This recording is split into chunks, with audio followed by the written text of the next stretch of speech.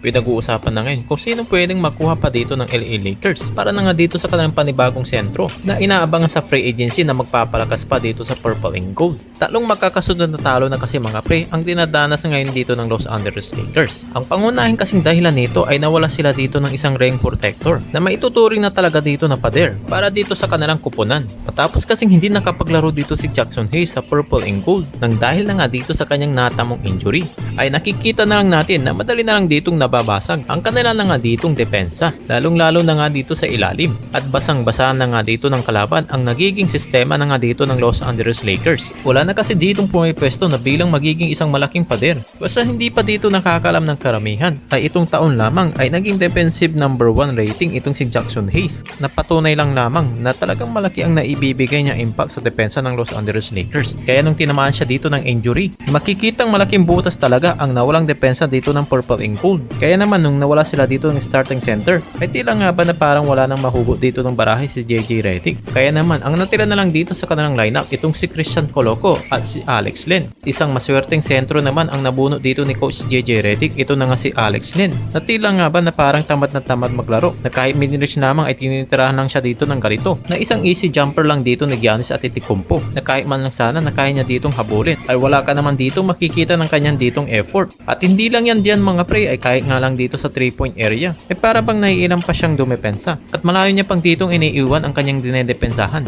Kaya naman itong isang commentator na si Reggie Miller ay hindi naman natin siya dito masisisi kung ito ang kanyang sinabi sa mismong laro kahapon sa Milwaukee Bucks. Len, he's not guarding anyone. He's not scoring. He's not rebounding.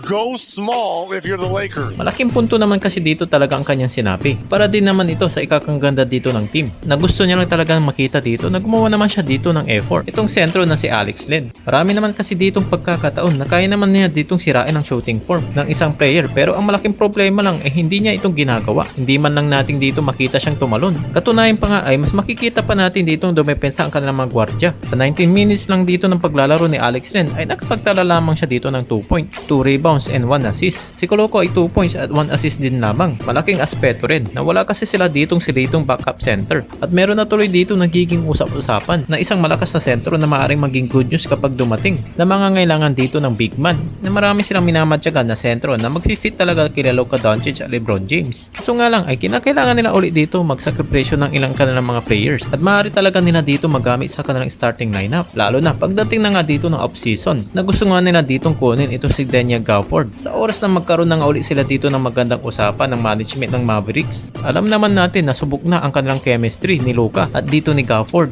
dahil isang legit na sentro na lang ang kinakailangan na lang dito ng Purple and Gold at siguradong tapos na dito ang kanilang problema sa oras nang makuha na nila ito.